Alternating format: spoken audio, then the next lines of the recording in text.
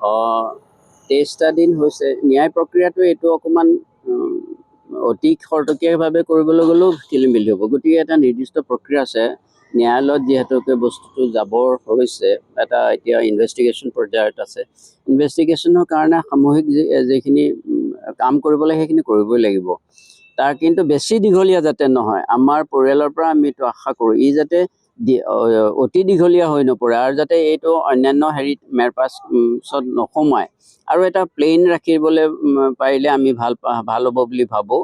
সকলো পক্ষকে আমি অনুৰোধ কৰিছোঁ যাতে এই প্ৰক্ৰিয়াটো, ইনভেষ্টিগেশ্যনৰ প্ৰক্ৰিয়াটো, যিটো স্পেচিয়েল ইনভেষ্টিগেশ্যনৰ দল গঠন কৰিছে, সকলো প্ৰক্ৰিয়া যাতে সৰলভাৱে তাৎক্ষণিক এটা হেৰি পোৱাৰ কাৰণে তেখেতসকলে কাম কৰে। এটা অসমৰ, এইটো আমাৰ পৰিয়ালৰ নহয়, অসমৰ সমগ্ৰ কোটি কোটি মানুহৰ এতিয়া দাবী। আমি সেইটো তেখেতসকলক, আমি সকলোকে, যিসকল হুৱেভাৰ ৱাজ দেয়াৰ, সেইসকলকে প্ৰত্যেকজনে আহকচোন নিজে নিজে। তেখেতসকলৰ সমাজৰ সক্ষম ব্যক্তি যদি দৰকাৰ চৰকাৰে লৈ আহিব তেওঁলোকৰ হেৰি, তেওঁলোকে আহি সাক্ষী প্ৰদান কৰক বা যি ইণ্টাৰগেশ্যন হয় তাৰ সন্মুখীন হওক, যাতে কেছটো খৰতকীয়াভাৱে সমাধানত সহায় হয়।